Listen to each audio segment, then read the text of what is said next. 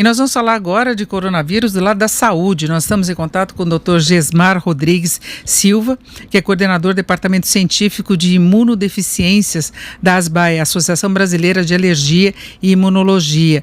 Dr. Gesmar, boa tarde. Boa tarde, tudo bem? Bem, doutor Gesmar, aí o senhor fala de uma das áreas aí de vulnerabilidade em relação ao coronavírus. A gente tem tratado aí com vários especialistas, problemas cardíacos, de diabetes, outras vulnerabilidades, e essa imunodeficiência é um problema também, não é?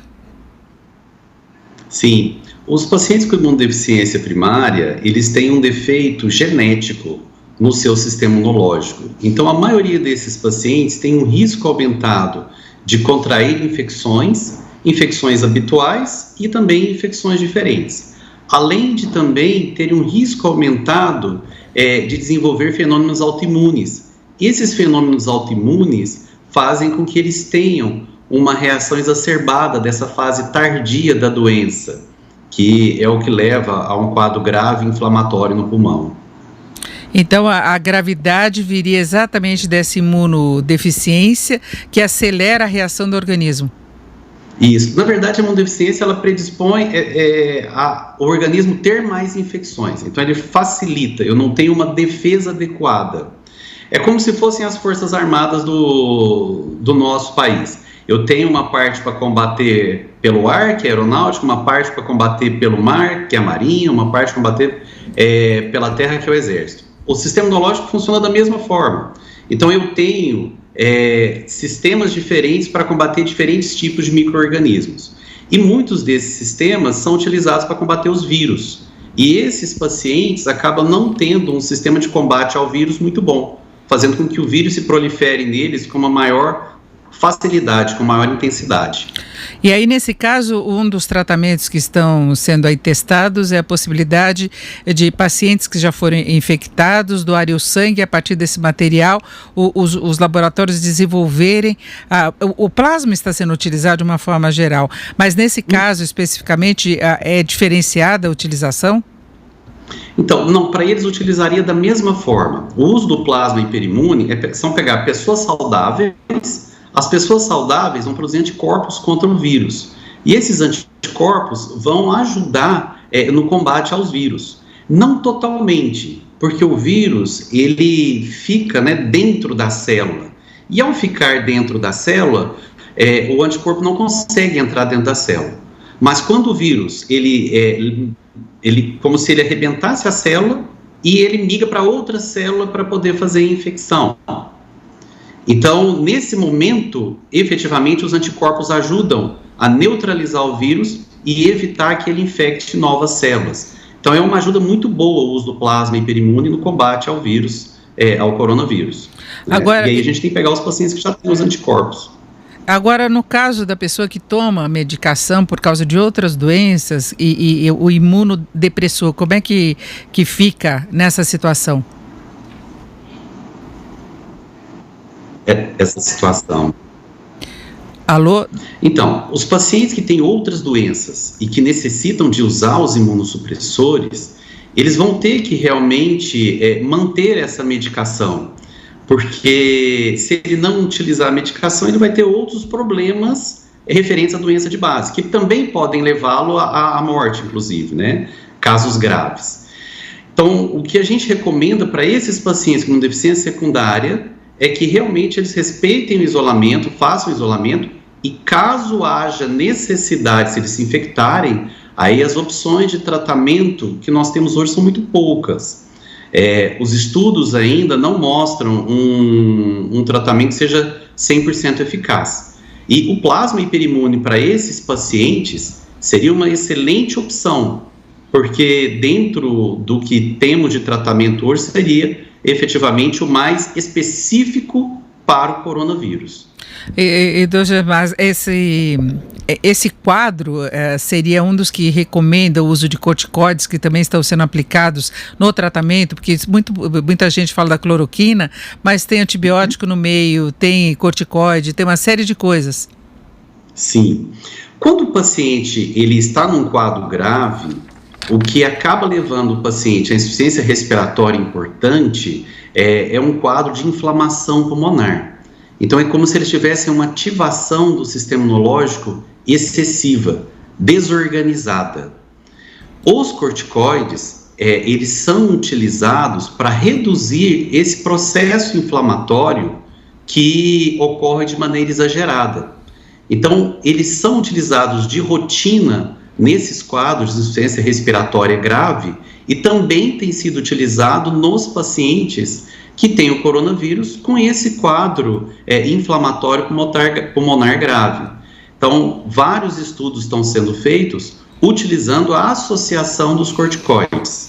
Agora tem laboratórios trabalhando para desenvolver uma imunoglobulina específica mesmo, anti-SARS-CoV-2, que é exatamente para tratar desses casos. Em que pé que estão esses estudos? Eu acho que pode haver algum resultado mais rápido?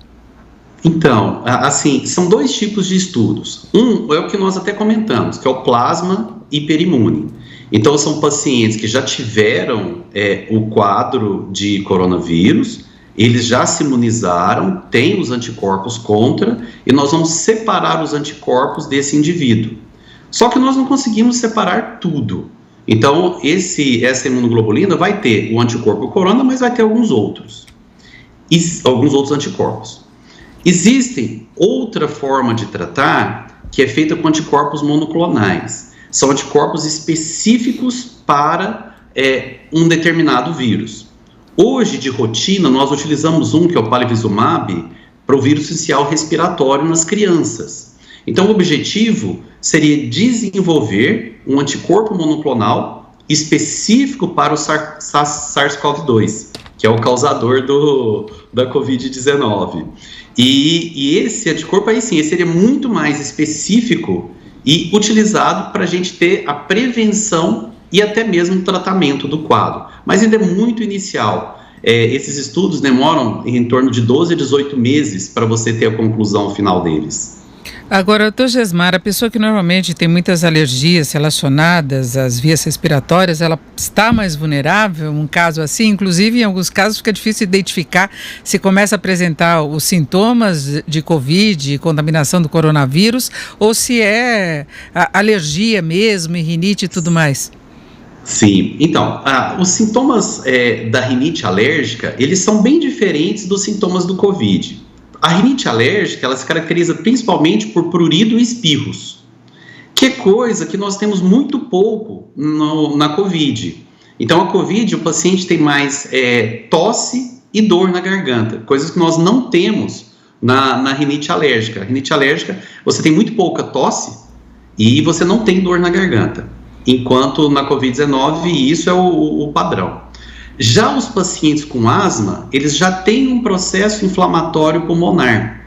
Então, esses pacientes, os pacientes com asma, são os pacientes com risco de desenvolver uma doença mais grave, tá? Efetivamente, eles têm um risco do desenvolvimento de doenças mais graves relacionadas ao SARS-CoV-2. Então, podem fazer aqueles processos inflamatórios mais importantes que vão levar o paciente à insuficiência respiratória. Por isso, nesse paciente, a gente recomenda manter o tratamento, não parar o tratamento nesse período.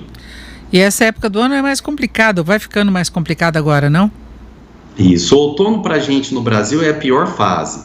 É onde nós temos a presença de outros vírus respiratórios, vírus sincicial respiratório, o vírus da gripe, eles circulam em maior quantidade no período do outono, e os nossos pacientes com asma, principalmente por características do nosso clima, né, nós não temos tanto frio como no hemisfério norte, mas nós temos um gradiente de temperatura importante, dias que são muito quentes, noites muito frias, locais do nosso país que acabam ficando muito secos nessa época do ano. Isso predispõe a maior dispersão de alérgenos, e essa maior dispersão de alérgenos faz com que os nossos pacientes tenham mais crises, além dos fatores climáticos em si, que já aumentam as crises dos pacientes com asma e rinite. Sinusite entra nesse quadro também? Sim, na verdade, quando a gente fala em rinite alérgica, ela nunca é uma rinite, ela é uma rinocinusite alérgica, ela pega toda a região dos seios da face, nariz, seios da face inclusive ouvido, garganta, olho, né? A pessoa coça o olho, coça o ouvido, coça a garganta, irrita todo, totalmente, entra junto, sim. Nesse quadro eu tô me identificando bem, assim, quem vê a minha voz aqui fala, olha, você tá com a voz bem rouca, eu falo, não tem nada a ver com coronavírus, espero pelo menos, mas é uma situação complicada, pode usar medicamento normal, de sempre, os remédios que as pessoas estão habituadas a não tem nenhum que não seja recomendável, pela possibilidade de a pessoa ter o coronavírus também?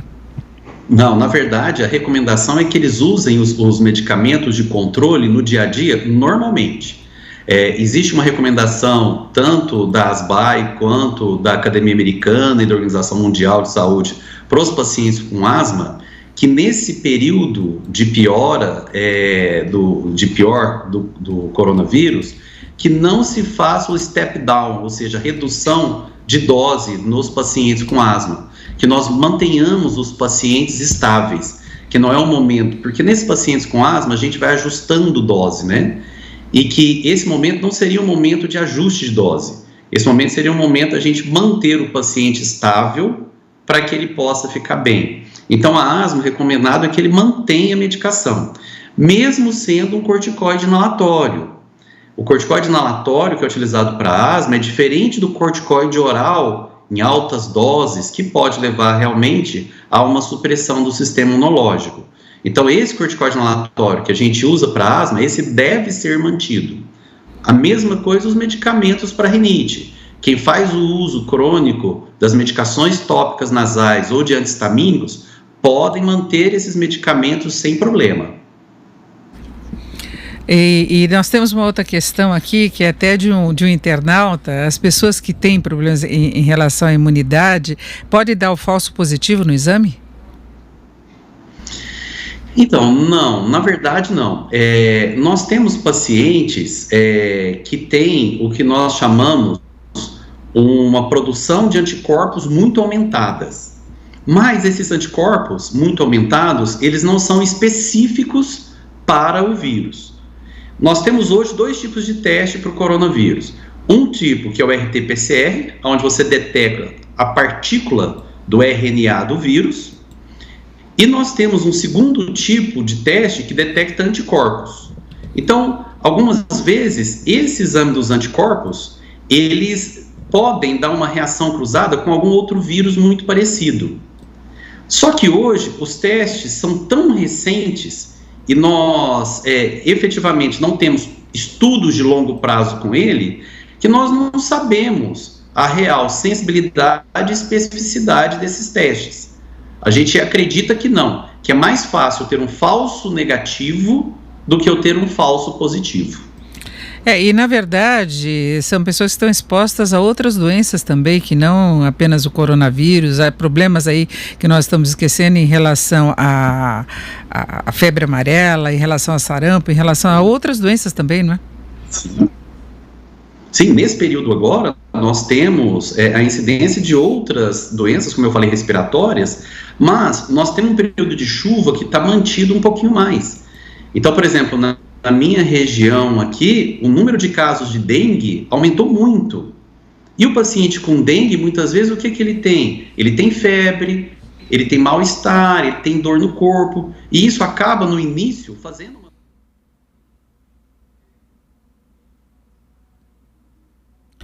Nós não estamos conseguindo ouvir o Dr. Gesmar Rodrigues.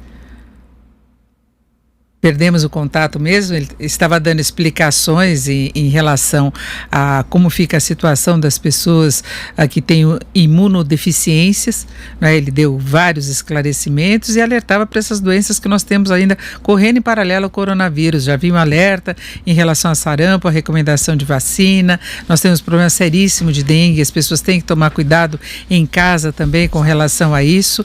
Então, nós perdemos o contato, ouvimos o Dr. Gesmar Rodrigues Silva, que é coordenador do Departamento Científico de Imunodeficiências da ASBAI, que é a Associação Brasileira de Alergia e Imunologia.